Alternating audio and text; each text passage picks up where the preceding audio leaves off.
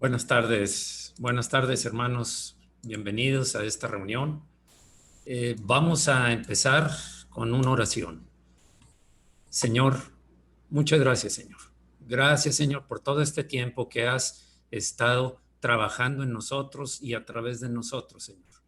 A veces estamos conscientes y otras ocasiones vivimos sin tomar en cuenta lo que estás haciendo para gloria tuya. Te damos muchas gracias, Señor, porque hoy has preparado nuestros corazones para un mensaje que viene de tu espíritu, un mensaje que viene a llenarnos de tu palabra, de tu paz. Señor, yo te pido, Señor, que dé fruto, que caiga ahora en nuestro corazón y lo que está de nuestra parte hacer, que es obedecer y ponerlo por obra, sea hecho sin dilación, que seamos siervos fieles, que glorifiquemos y exaltemos tu nombre y reflejemos tu gloria al mundo y a todos los que te conocen y a los que no te conocen también, Señor.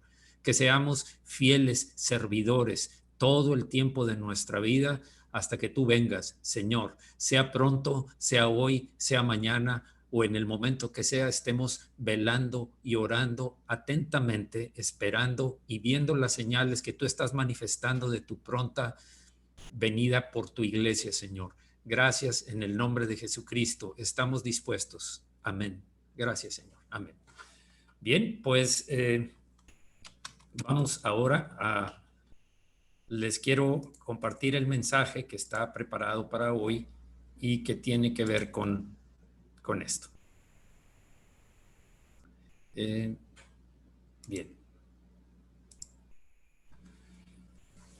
Pues hay algo que sucedió después cuando Jesús resucitó y que pocas veces es enfocado en ese sentido. Y ese es algo de lo que quiero comentar este día. Tiene que ver con mensajes del Señor, dados por el Señor, específicamente para ellos y para nosotros, para todos sus seguidores. El tema se llama "Y Él les dijo", y lo vamos a encontrar en la porción de Juan, el apóstol Juan, en los versículos 19 a 31. Y quiero empezar con esto. El pasaje de hoy se inicia con Juan 20:19 y es parte de este versículo. Dice: cuando llegó la noche de aquel mismo día, el primero de la semana, estando las puertas cerradas en el lugar donde los discípulos estaban reunidos por miedo de los judíos. Tomemos en cuenta una cosa. Hoy estamos invitados a una habitación, a un pequeño lugar en Jerusalén. Está ya cayendo la noche. Están los seguidores de Jesucristo, los seguidores del Señor, están juntos, atemorizados por todos los acontecimientos que habían pasado, porque ellos nunca entendieron lo que era morir en la cruz y resucitar. Aún no lo habían creído a pesar de tantas evidencias que hubo a través de las seguidoras y seguidor de Jesús. Ahora, lo que quiero resaltar aquí es lo siguiente. La noticia de la tumba vacía ya ha llegado a los sacerdotes del templo. Y eso fue algo sorprendente para ellos, en primer lugar, pero incómodo para su religión, para su estatus. Había sucedido algo que tenían que opacar, apagar, para que los seguidores de Jesús no lo levantaran y fueran detrás de él. La respuesta de esos líderes judíos era predecible. Es cuestión política religiosa aquí. Tenían que hacer algo para evitar que se les desmoronara su propio reino, el reino de los religiosos judíos y todo lo que ellos habían edificado, que es falso, contrario a lo que Dios les había mandado desde el monte Sinaí cuando le dio la ley a Moisés y hasta este día y lo que había enseñado Jesús. Han ideado una mentira que sirvió a sus propósitos y sobornando a los guardias para decir que los discípulos habían robado el cuerpo de Jesús. Eso está contenido en Mateo 28, ahí lo pueden encontrar y está muy claro cómo hurgaron y prepararon esa mentira para que la gente creyera lo que ellos decían. Siempre es así.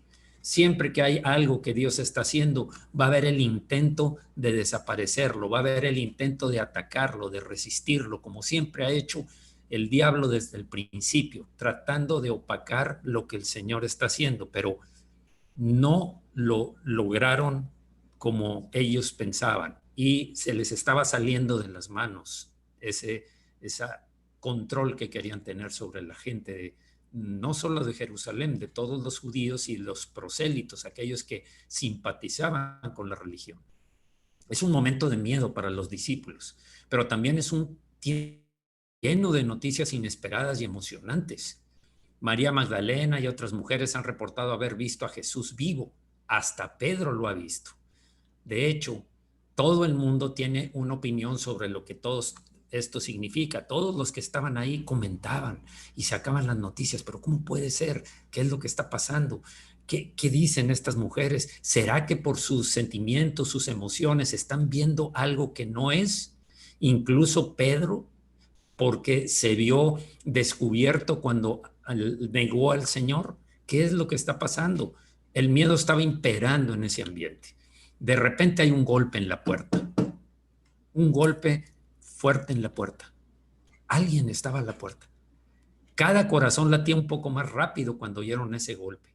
Se asustaron, estaban atemorizados. ¿Será que las autoridades venían a arrestarlos? Habían visto que Jesús ya no estaba, tenían que apagar a todos los principales seguidores, esos que anduvieron con él todo el tiempo.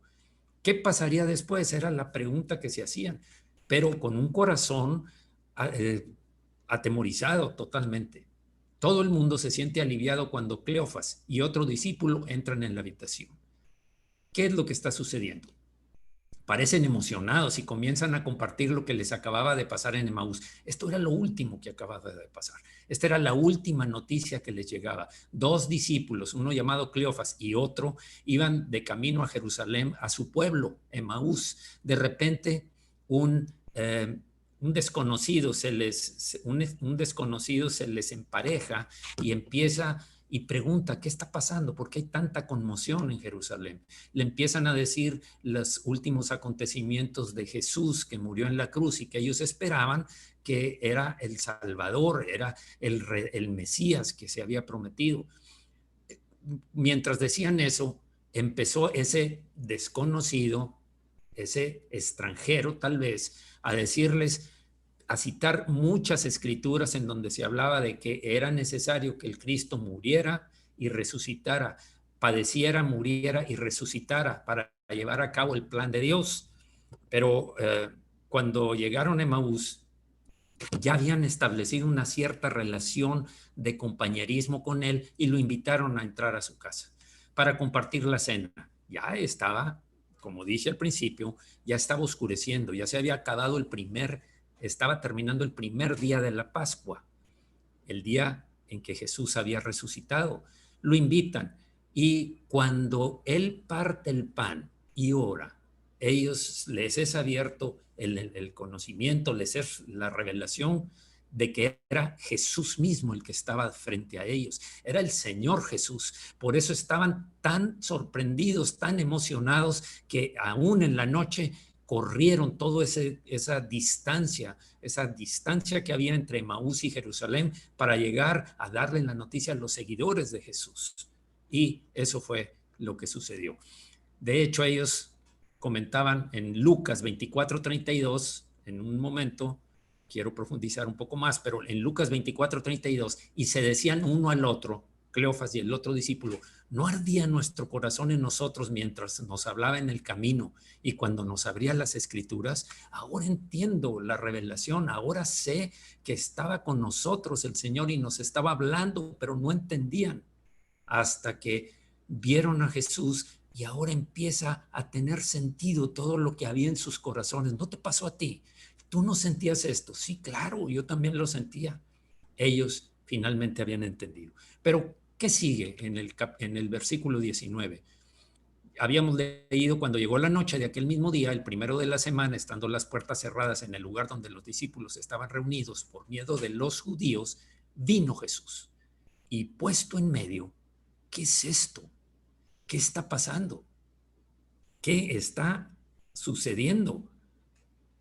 Primero estamos atemorizados porque por los judíos, por los sacerdotes, por la religión que viene a aplastarnos, a intentar aplastarnos. Ese es el temor que tenía. Y ahora aparece Jesús. ¿Y qué sucedió? Lucas 24:37 nos dice, entonces, espantados y atemorizados, pensaban que veían espíritu. ¿Qué es esto? Los discípulos, los seguidores de Jesús estaban atemorizados, espantados, porque pensaban que veían espíritu. Igual les pasó, ya les había sucedido algo semejante cuando iban en el mar y hubo una gran tormenta y vieron a Jesús caminar sobre las aguas. Ahora, sigamos adelante. ¿Qué les dijo Jesús? Les dijo, paz a vosotros, paz a vosotros. Este era un saludo común, era un saludo normal, paz a vosotros, pero ahora no era un simple saludo como siempre, ahora tenía algo más profundo, era un mensaje de parte del Jesús resucitado. El miedo tiene tormento, incluye una dosis fuerte de tormento. Y los discípulos estaban siendo atormentados por pensamientos y supuestas imaginaciones. Esa es una de las estrategias del diablo. El diablo, recordemos que tiene dardos de fuego que lanza contra nuestra para provocar nuestros sentimientos y nuestras emociones, para provocar temor en nosotros. Pueden ser por palabras, pueden ser por escenas, por advertencias, por circunstancias, por persecuciones. Puede provocar ese temor y nosotros, ¿qué debemos hacer? ¿Qué es lo que está sucediendo aquí? ¿Qué les dijo Jesús? Paz a vosotros. Fíjense, este es el primer mensaje estando todos juntos, los discípulos, los seguidores de Jesús. Paz a vosotros. ¿Alguna vez has tenido miedo de lo que podría pasar después en tu vida? ¿Alguna vez has padecido temor? Hemos visto los martes una serie de temores que afectan a nuestro alma y nuestro cuerpo también se siente presionado, aturdido. Ahí está una serie de temores. Hay 9 temores que hemos presentado, incluso en los martes solo hemos visto temor al rechazo, pero todos estos temores, tarde o temprano, a ti o a mí, nos han afectado o nos pueden seguir afectando. Y tenemos que hacer algo. La frase del Señor, el mensaje del Señor específico es paz a vosotros. Ahora, el príncipe de paz ha venido a ellos y tienen miedo. Recordemos que Jesús en Juan 14:27 les había dicho, la paz os dejo, mi paz os doy. Yo no os la doy como el mundo la da, no es la paz del mundo. No se turbe vuestro corazón, ni tenga miedo. No se presione, no se estrese tu corazón, ni tengas miedo. Eso lo dijo antes, cuando estaba con ellos todavía, antes de que todos estos acontecimientos sucedieran. Les dejo mi paz, la paz de Dios que sobrepasa todo entendimiento, toda lógica, toda deducción humana. La paz que prevalece en medio de las tormentas, en medio de las adversidades y de los ataques y de las persecuciones y de los padecimientos que podemos estar viviendo, la paz que excede todo pensamiento. Ahora, en Juan 20:20, el siguiente versículo dice, y cuando les hubo dicho esto, paz a vosotros, les mostró las manos y el costado, y los discípulos se regocijaron viendo al Señor. Estaban atemorizados. Crece el temor cuando ven lo que ellos pensaron que era un espíritu, un fantasma, dice.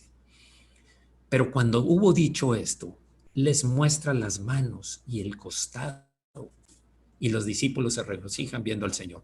Él les dice, no soy un fantasma, no soy un espíritu, aquí está mis manos perforadas por los clavos y mi costado por la lanza, soy yo.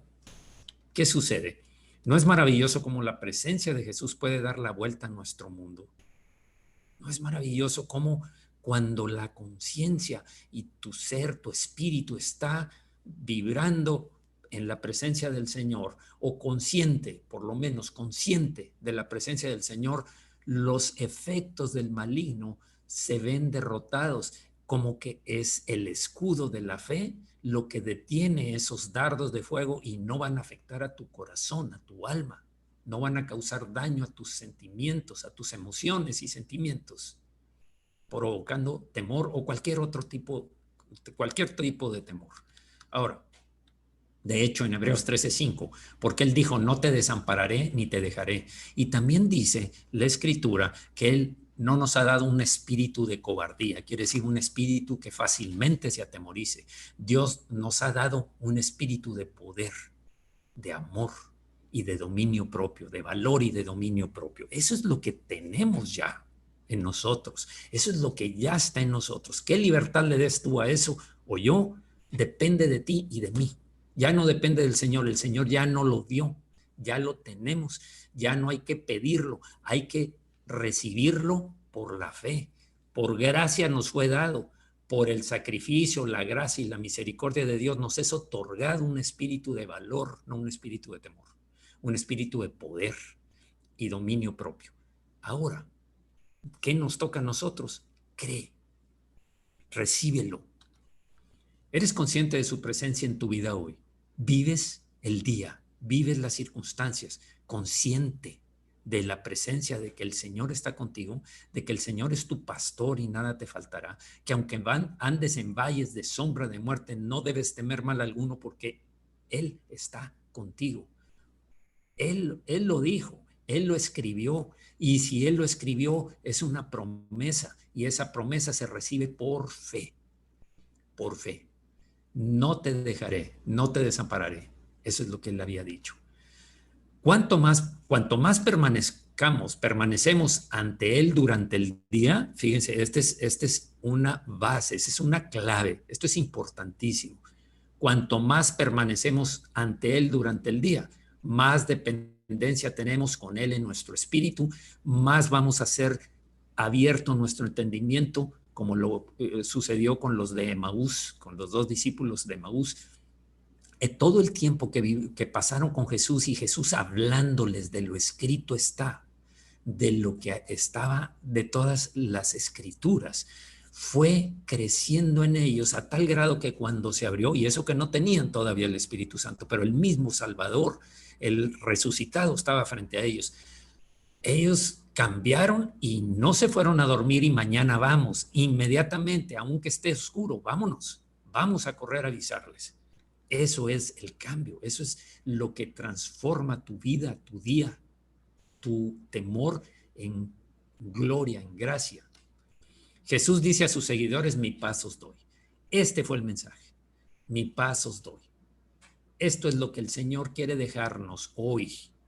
Mi paz os doy. No es un saludo, es un mensaje de Dios. Aquí está, tómalo.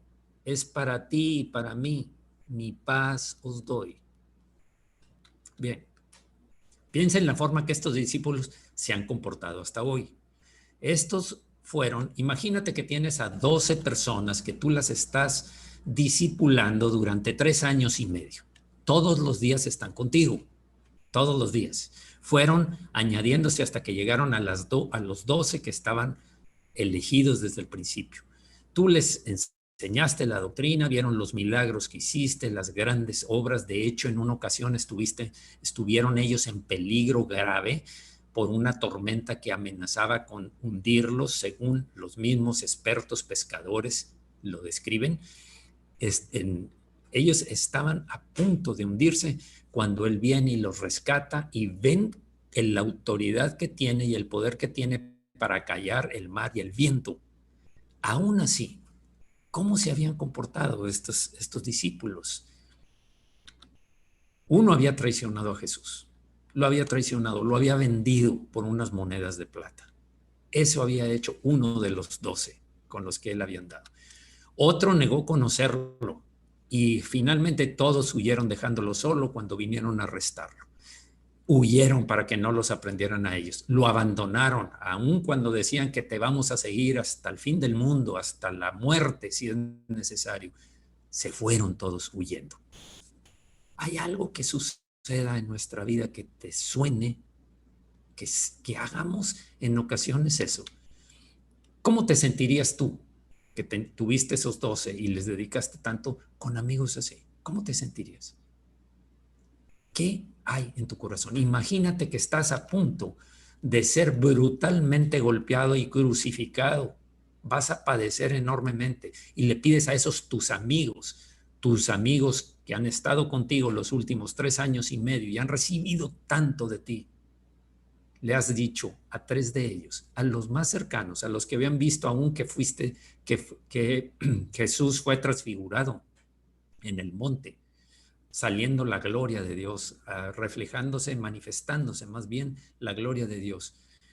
Les pide que oren, camina un poco y ellos se duermen. ¿Es eso? ¿Eso es orar por alguien? Eso es dedicarle cuando un amigo te pide, oye, necesito que ores por mí, estoy pasando por una crisis muy fuerte, mi alma está angustiada hasta la muerte, les dijo Jesús. Jesús camina y ellos se duermen. Después se nos dice que fue por la tristeza, pero ¿qué harías tú? ¿Cómo te comportarías?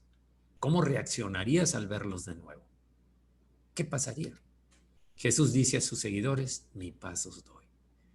Esa fue la respuesta a esta pregunta, a estas dos preguntas. ¿Cómo te sentirías y cómo reaccionarías? Jesús se aparece, se manifiesta a ellos, les dice, aquí están mis llagas en mis manos y en mi costado, mi paz os doy. Ese es el primer mensaje que el Señor manda después de resucitar y manifestarse a sus seguidores. Segundo, como el Padre me ha enviado, yo los estoy enviando. Eso dice el siguiente versículo, el 21. Ya vimos 19 y 20, ahora el 21. Entonces Jesús les dijo otra vez, paz a vosotros. Como me envió el Padre, así también yo os envío. Está hablándoles directamente a ellos.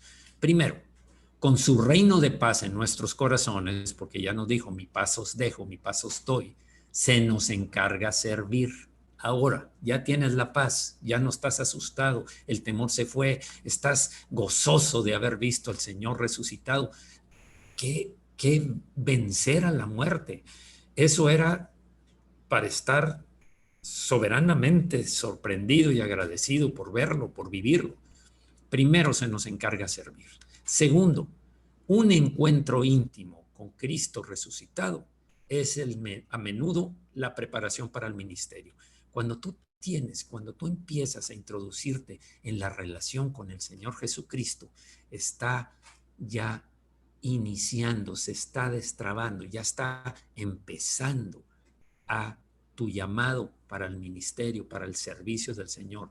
La paz está en ti y empiezas un sentido de importante de qué voy a hacer para el reino. Tengo la paz. Ahora el Señor me dio una instrucción. Veamos. El primer mensaje fue de ánimo, de fortaleza. Fue un mensaje para eliminar el miedo, el temor. La paz esté contigo. Ahora, este segundo mensaje es una comisión. Como el Padre me ha enviado, te estoy enviando a ti. Y eso te lo está diciendo a ti y a mí. Nos está enviando. Sigamos profundizando. ¿Para hacer qué? Envió el Padre a Jesús. ¿Para que hiciera qué? Jesús nos dice, ¿cuál fue el plan? La misión para la que Jesús vino. Jesús nos lo responde en Lucas 19:10, porque el Hijo del Hombre vino a buscar y a salvar lo que se había perdido. Esa es la razón por la que vino Jesús, a salvar lo que se había perdido. Esa es la misión que el Padre le dio. Ahora nos está diciendo, como el Padre me envió, yo te envío. Esta es la misión que te doy, ya tienes mi paz, tienes mi fortaleza, sabes que estoy contigo, que no te dejaré ni te abandonaré, que ya puse en ti un espíritu de poder, valor y dominio propio. Ahora sigue obedecer la orden que Él nos dio, la instrucción llamada o conocida en las Biblias como la Gran Comisión, salvar lo que se había perdido. La misión continuaría a través de su iglesia. Él es la cabeza, Él vino con un propósito, con un plan, llevó a cabo la parte que le corresponde y ahora quería que nosotros, sus seguidores, continuemos con salvar lo que se había perdido. Aquí Jesús está comisionando a sus seguidores a llevar el evangelio a los confines de la tierra. Recordemos Mateo 28:19. Por tanto, id y haced discípulos a todas las naciones, bautizándolos en el nombre del Padre y del Hijo y del Espíritu Santo, enseñándoles que guarden todas las cosas que os he mandado. Y aquí yo estoy con vosotros todos los días hasta el fin del mundo. En el anterior es salvación, en el siguiente es discipulado. Enséñenles la doctrina, enséñenles lo que ustedes han aprendido, háganlo, es lo que está diciendo. Esa es la misión descrita en Mateo 28, 19 y 20. Él no solo está hablando a los apóstoles en nuestro texto, porque también había otros discípulos ahí. Muchos dirían, bueno, sí, eso es para los apóstoles, para los que tienen el llamado. No, no es así. Lucas nos dice que había más gente. Y levantándose los de Maús, leímos Lucas 24:32, que el corazón de ellos se salía de su pecho cuando entendieron, cuando él partió el pan. Ahora dice, y levantándose en la misma hora, volvieron a Jerusalén y hallaron a los 11 reunidos y a los que estaban con ellos. No eran solo los 11, recordemos que Judas ya no estaba en el grupo, había tomado la decisión de suicidarse, no pudo con la conciencia y el remordimiento lo llevó a tomar una acción de suicidio, de desaparecer. Y dice, hallaron a los 11 y a los que estaban con ellos. Entonces, no es solo para los apóstoles, es para todos los discípulos, todos sus seguidores, como tú y como yo. Ahora que Jesús ha completado su misión, se convierte en el que envía y la iglesia se convierte en su embajador, representante, con la misma misión que él tenía, con la misma misión nos ha dado a nosotros. Y dos declaraciones muy significativas en esto. En Juan 20:22 dice, y habiendo dicho esto, sopló y les dijo, recibid el Espíritu Santo, recibid el Espíritu Santo. Cosa tremenda estaba sucediendo. El hombre interior en ellos, en esos que estaban reunidos en ese aposento, se aceleró con la vida de resurrección. En el momento recibieron ya el Espíritu Santo, lo recibieron. Así como Dios había soplado vida en Adán, sopló y fue un ser viviente, Adán, dice Génesis 2:7, Cristo, la cabeza de una nueva creación, el segundo Adán, como lo describe Pablo, da vida a su iglesia al soplar espíritu. Él les había prometido que iba a enviar al Espíritu, el otro consolador. Hay diferencia entre la doctrina del Espíritu Santo que se menciona en Juan, o la parte que se menciona en Juan, y la doctrina del Espíritu Santo en Lucas. Veamos. En Juan 20:22, la iglesia recibe la vida del Espíritu Santo cuando sopla Jesús sobre ellos. En Hechos 2, escrito por Lucas, la iglesia está investida con el poder del Espíritu Santo. Una cosa es la vida del Espíritu que se recibe cuando te arrepientes de tus pecados y recibes la salvación y a Jesús, al Señor, que te limpia de todo pecado y de toda maldad. Recibes la vida del Espíritu Santo en ti. Ya tienes al Espíritu, pero serán investidos de poder. Por eso les dijo, quédense juntos, porque va a venir la promesa del Padre sobre ustedes. Quédense juntos. Y fue precisamente el poder de Dios que sucedió el día de Pentecostés, que estaban los 120 y aparecieron llamas de fuego cuando el Espíritu Santo entró. Ahora es el poder. Antes fue la vida de la resurrección del Espíritu y ahora es el poder del Espíritu.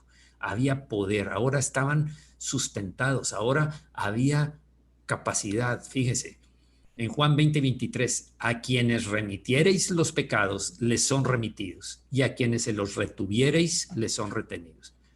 Qué mal ha sido interpretada este versículo. Qué mal lo había entendido yo durante mucho tiempo antes de conocer realmente al Señor, y cuando fui instruido en la palabra, lo entendí. ¿Qué es lo que el Señor está diciendo en este versículo? Esto salió de los labios del Señor y quedó escrito en el Evangelio de Juan. ¿Qué es lo que nos está diciendo aquí? Solo Dios puede perdonar pecados. El hombre no puede perdonar pecados. Ningún hombre podemos perdonar pecados. Jamás. Es decir, predicamos un mensaje de perdón y si las personas reciben nuestro mensaje, el mensaje de la salvación, reciben perdón. Si se arrepintieron de sus pecados, por supuesto. Si rechazan nuestro mensaje, no son perdonados. A esto se refiere el versículo. A quienes remitiereis los pecados les son remitidos, y a quienes se los retuviereis les son retenidos. Esto es lo que está aquí el mensaje.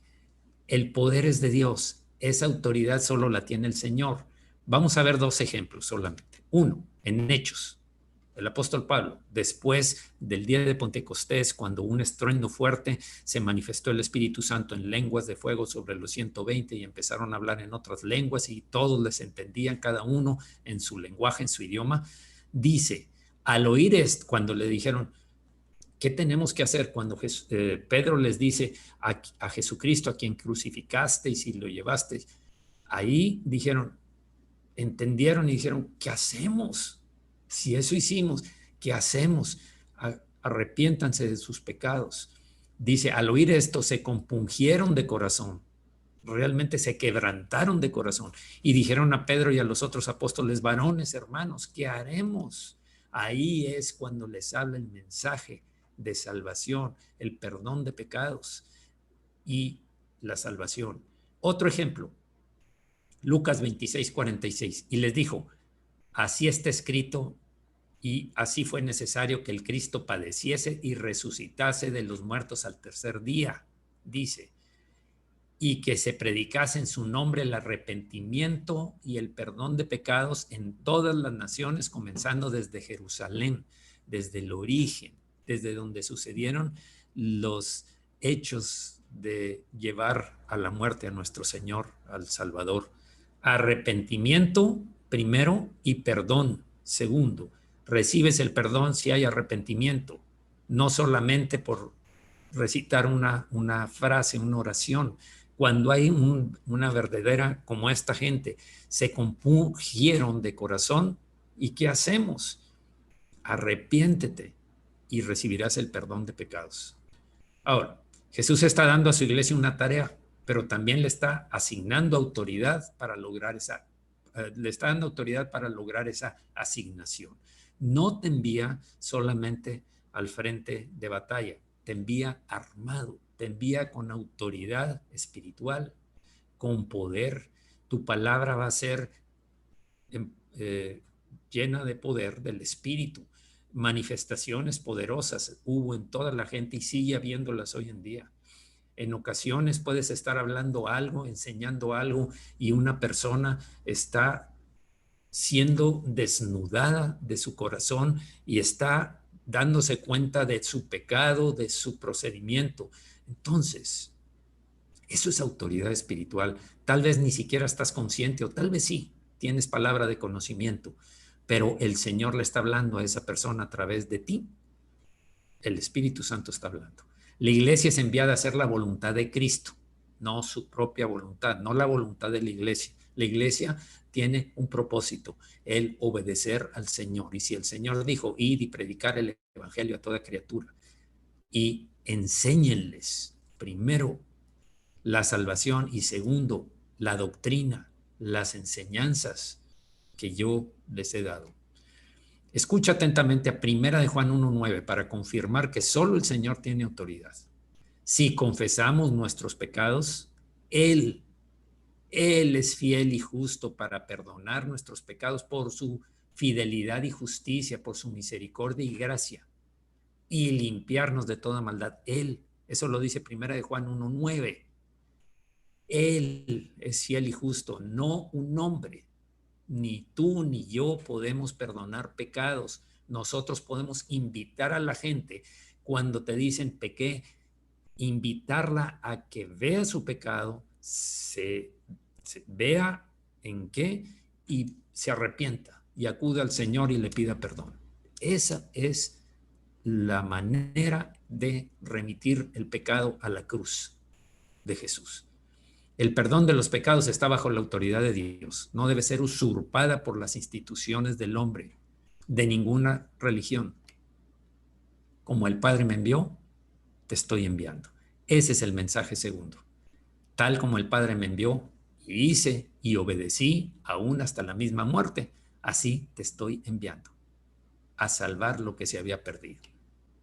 Hoy es el llamado sobre tu vida hoy. ¿Escuchas ese llamado? está, ahí está el llamado. Lo escuchas, no es que a ti no te lo escuchas, estás recibiendo el mensaje del Señor. Tercero y último, deja de dudar y cree. Fue el tercer mensaje en esa ocasión, en ese mismo aposento, días después. Eso sucedió ahí. ¿Qué sucede? En el 24 dice, pero Tomás, uno de los 12, llamado Dídimo, no estaba con ellos cuando Jesús vino. Él no estaba en ese grupo. Le dijeron pues los otros discípulos, al Señor hemos visto. Al Señor hemos visto. ¿Alguna vez has estado tan entusiasmado con una experiencia con el Señor, pero cuando le dijiste a alguien al respecto, te criticaron, te menospreciaron, te ignoraron, te dijeron, ay, no sueñes, ay, no vengas con esas cosas? ¿Alguna vez te ha pasado que no te creen? Completo el 25. Él les dijo, si no vieren en sus manos, Tomás les dijo, si no viera en sus manos la señal de los clavos y metiere mi dedo en el lugar de los clavos y metiere mi mano en su costado, no creeré. Eso es uno de los 11. Eso es uno de los 11 que vieron milagros sorprendentes, multiplicaciones de panes, vieron resurrección de Lázaro, vieron otras resurrecciones, poder de Dios fluyendo de Jesús. Bien, aquí hay un discípulo estando aún endurecido e incrédulo.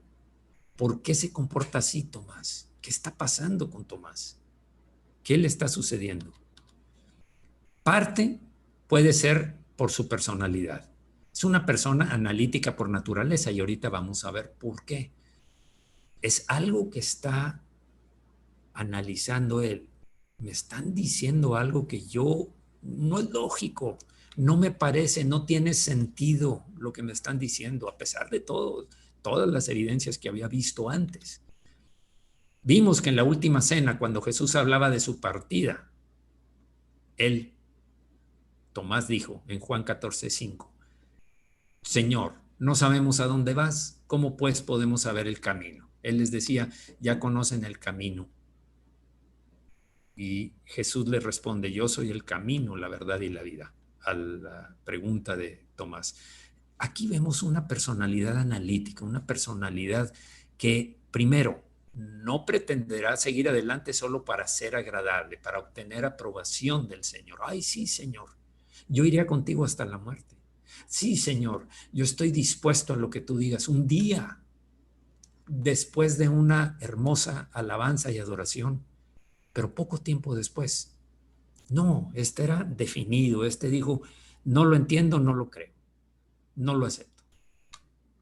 No va a pretender seguir adelante solo para ser agradable. Segundo, probablemente estamos viendo en su respuesta, otra posibilidad es que sea la expresión de un dolor emocional. Recordemos que había pasado. El trauma de la muerte de Jesús lo ha lastimado profundamente. Fue un rompimiento de corazones lo que sucedió aquí. Ellos esperaban otra cosa. Era el maestro amado y había muerto, había desaparecido. Pensamos que no iba a morir, que iba a salir adelante como muchas veces. ¿Alguna vez has estado tan dolido o decepcionado que te es difícil creer algo?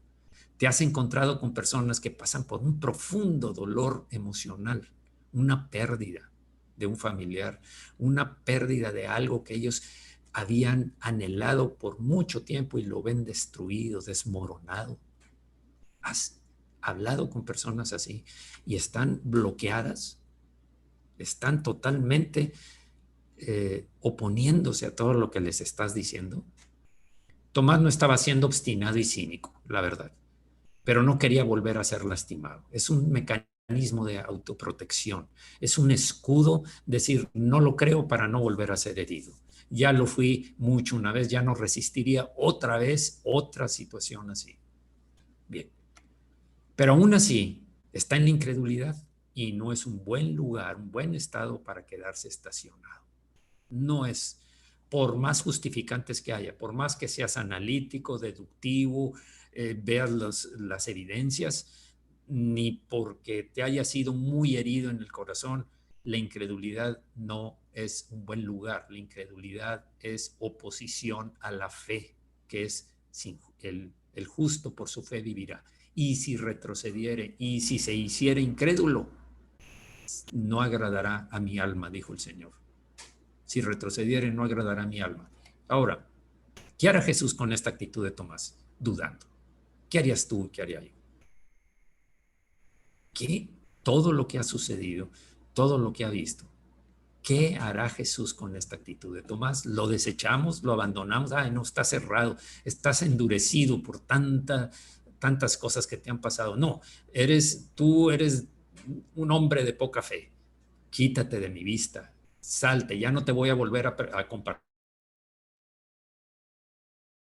la palabra, ya me desanimo, te dejo, ya, vete, que te vaya bien, sigue tu camino. Eso a lo mejor hubiéramos hecho en otras ocasiones, cuando estamos aprendiendo qué va a hacer Jesús ante esto. ¿Cómo tratará Jesús con él, con Tomás? ¿Qué va a hacer? Pues él tratará con él de la misma manera que ha tratado, amable, dulce, misericordiosamente con nosotros. Así lo va a tratar. Y veamos por qué. El 26 dice, 8 días después de lo que hemos descrito hasta ahora en los versículos anteriores, estaban otra vez sus discípulos dentro y con ellos Tomás. Ahora sí asistió, sí hubo presencial de Tomás en el ambiente. Llegó Jesús estando las puertas cerradas y se puso en medio y les dijo, paz a vosotros. De nuevo, paz, tengan paz. No se altere su corazón, no se estresen, tengan paz. Luego dijo a Tomás, pon aquí tu dedo y mira mis manos, y acerca tu mano y métela en mi costado, y no seas incrédulo, sino creyente. No lo está desechando, no lo está diciendo por tu incredulidad, vas a morir, te vas a ir, eres duro, quítate, estás condenado. No está diciendo eso. Y no debemos decirlo nosotros. No estamos capacitados para hacerlo. Hay evidencias. La palabra de Dios es la que juzga. La palabra es la que juzga, dijo Jesús. Cuando le dijo esto, estaba extendiéndose a una persona de estas características que hemos leído antes. Tal vez hay un poco del dudar de Tomás en nosotros algunas veces. Tú dices, no, yo sí creo en Jesús, yo creo que resucitó, yo creo que es el Señor, sí, pero en todas las áreas te comportas así. Hay áreas en las que estás seguro que el llamado lo está siguiendo. Hay ocasiones en que el Señor te está hablando algo en el mensaje, en una palabra, en la lectura del día, tuya del día. Y dices, bueno, no puede ser esto. No, yo no lo voy a hacer porque no me siento suficientemente preparado para ir a hablar. Aunque diga el Señor que ya me dio autoridad en el Espíritu, aunque el Señor diga que me envió, aunque el Señor me haya dado la orden, yo no me siento capacitado para hacerlo. Yo no me siento capacitado para enseñar a alguien porque no he ido a un lugar en donde me enseñen amplia y profundamente la teología bíblica. No lo necesitas. Tantas evidencias en la Escritura hay de que no lo necesitas. Siempre saco el ejemplo de la mujer samaritana que sin saber nada corrió, se lo dijo a sus compañeros del mismo pueblo y todos vinieron a Jesús. Miren, se me hace que ya este es el Cristo porque me dijo todo acerca de mí. Les doy testimonio de lo que pasó en mí. Eso fue suficiente para que el Espíritu Santo lo usara para que vinieran a Jesús y después ya no lo querían dejar ir. Ahora, debes tomar una decisión moral hoy. ¿Elegirás continuar con tu incredulidad en ciertas áreas o decidirás dejar de dudar y creer que Dios tiene un ministerio, un llamado para ti, una misión y un plan perfecto para tu vida? ¿Qué vas a hacer? Eso te toca a ti. El versículo 28 dice, entonces Tomás respondió y le dijo, Señor mío y Dios mío. Debe haber sido una expresión llena de gozo, llena de lágrimas en su rostro, llena de sorpresa. Señor mío y Dios mío. Ahora entiendo. El que duda ahora se ha convertido en un adorador. se ha rendido al señorío de Cristo. Cuando tenemos un encuentro con el Señor Jesucristo y se manifiesta en nosotros, cambia totalmente tu estado de una incredulidad dura a una rendirte humildemente delante del Señor mío, dueño mío y Dios mío, está diciendo. El 29 dice, Jesús le dijo, porque me has visto, Tomás, ¿creíste? Bienaventurados los que no vieron y creyeron. Esto es una bendición, dice, nomás porque me viste, creíste, Tomás. Dichosos, 3 veces dichosos, la palabra bienaventurados es 3 veces dichosos, sobreabundantemente dichosos, en otras palabras, los que sin ver creyeron. Estos son más dichosos que el que tiene que ver evidencias, el que no cree la palabra de Dios, el que no creyó todo lo que Jesús les había dicho que era necesario que el Cristo muriese y resucitase. De hecho, a los de Maús les dijo, duros de cabeza, incircuncisos de corazón. Y en cuanto a nosotros, ¿qué? ¿Qué pasa con nosotros? ¿Cómo podemos creer si no hemos visto al Cristo resucitado como lo hizo Tomás? ¿Cómo podríamos creer? En el 30 y 31 se nos va a decir. Hizo además Jesús muchas otras señales en presencia de sus discípulos, las cuales no están escritas en este libro. La intención de Juan detrás de escribir este evangelio, este libro, es, en el 31 y último versículo, dice, pero estas se han escrito para que creáis que Jesús es el Cristo, el Hijo de Dios, y para que creyendo tengáis vida en su nombre. Esto es como si hubiéramos metido la mano en las llagas los dedos en las llagas del Señor y la mano en el costado. Para eso se escribieron estas cosas, para que se manifieste Jesús y vean, y al que estas señales que se escribieron en presencia de sus discípulos como testigos de él, están escritas en el libro para que creas que Jesús es el Cristo. No es una historia para entretener a nadie, no se trata de algo emocional, emocionante. Es un mensaje de la verdad que debe ser abrazado con el mismo tipo de compromiso personal que Tomás hizo cuando se dirigió a Jesús. Mi Señor y mi Dios. Mi Señor y mi Dios. Eso es la respuesta. Reconoces que esto es verdad y recibes al Señor como Señor y Dios. Ahora ya había recibido. Si no has experimentado al Cristo resucitado en tu propia vida, te hablo a ti, que no has tenido esa relación con Él. Entonces ahora es tu oportunidad de hacerlo. Yo quiero recordarte que al morir va a llegar un momento en que seamos juzgados delante del tribunal, delante del Dios Altísimo, en el cual vamos a ser juzgados por las obras que hayamos hecho, malas obras que hayamos hecho.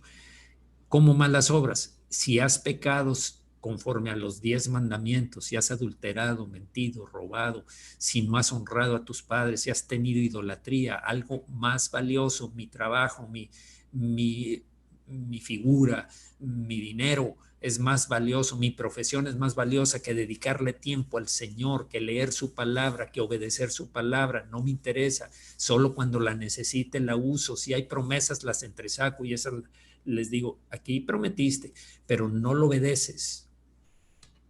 Yo te digo, vamos a ser juzgados, todos, todos. Y si te preocupa el resultado de ese juicio, porque hay dos solamente cosas que pueden suceder ahí, o sales aprobado y vas al cielo, o sales reprobado, condenado y vas al infierno. Esas son las dos opciones.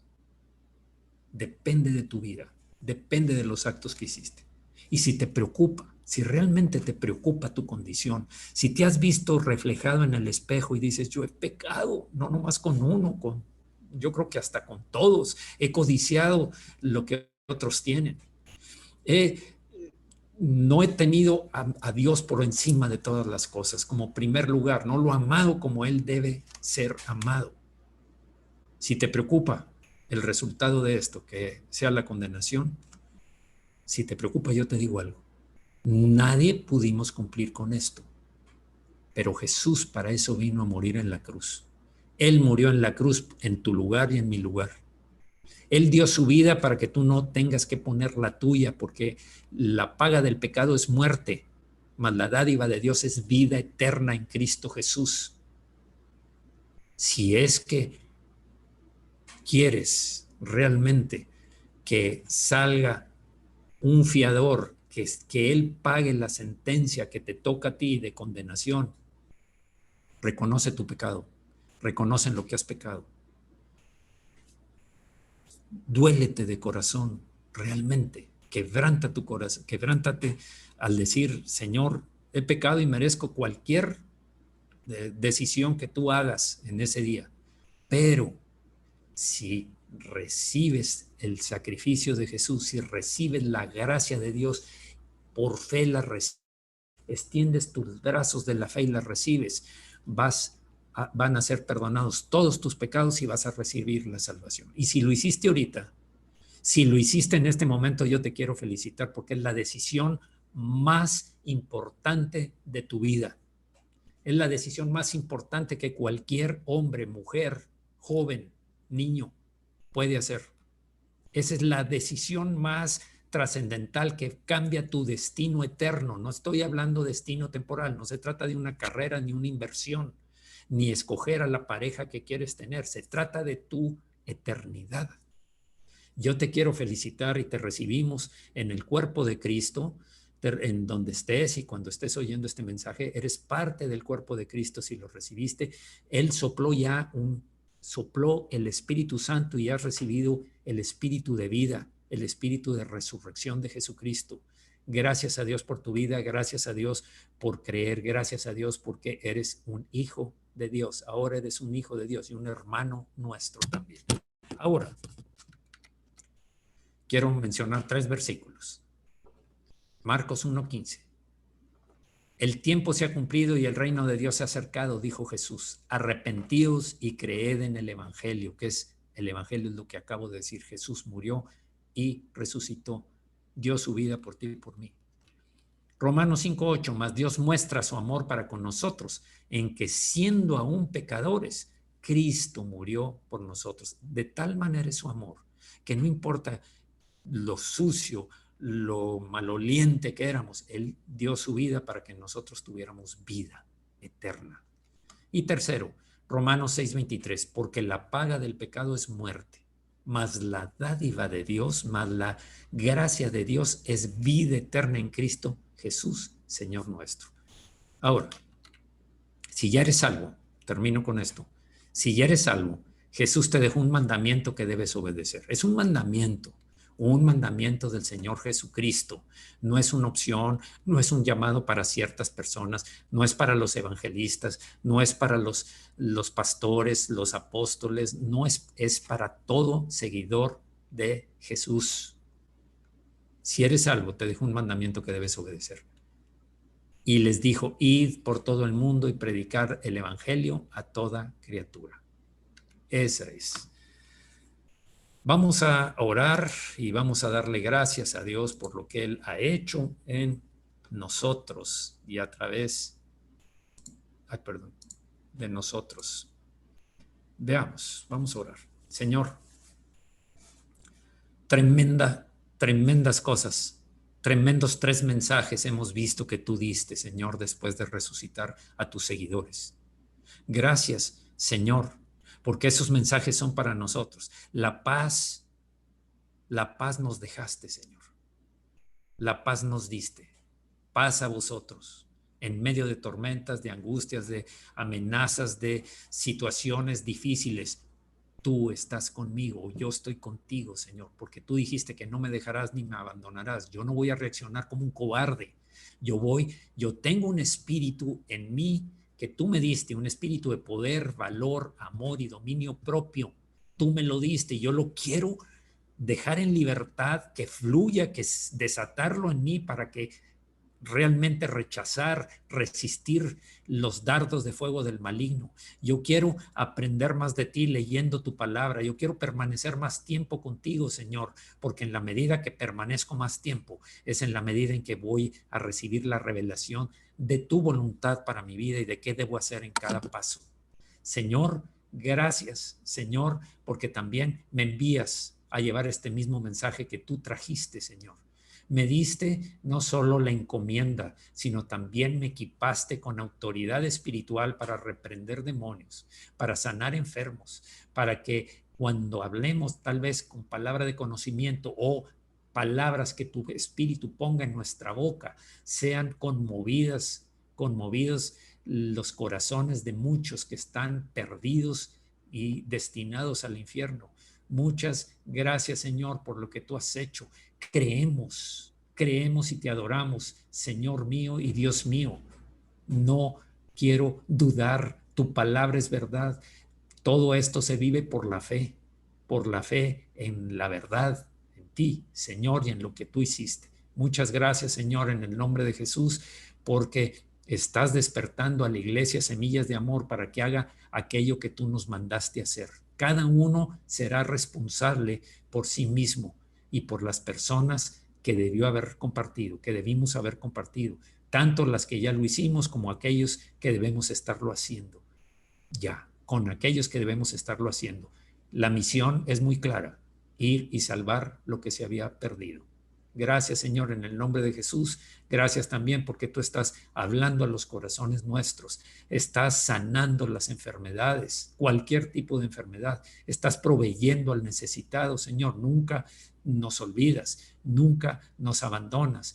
Tú alimentas a tus ovejas en todos los órdenes, en el espiritual, en el moral, en el anímico, en darnos paz, en darnos seguridad y en lo económico también y lo material. Gracias, Señor, porque tú reprendes al devorador cuando nosotros somos fieles. Tu palabra lo dice.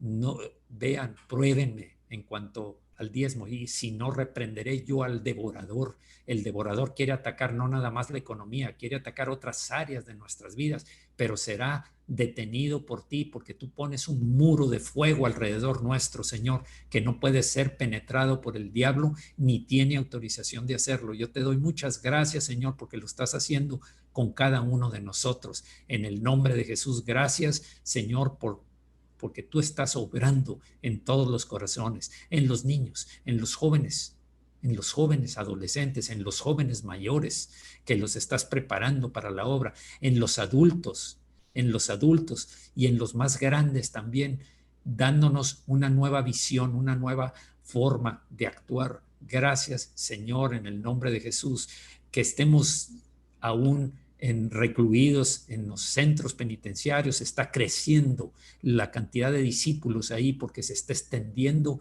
tu reino, Señor, aún en donde estén, lejos o cerca, en regiones apartadas o cercanas, a donde seamos enviados, ahí llevaremos el mensaje que tú nos has dicho que debemos dar. Gracias en el nombre de Jesucristo. Amén. Amén. Bien. Hasta aquí. Esto ahora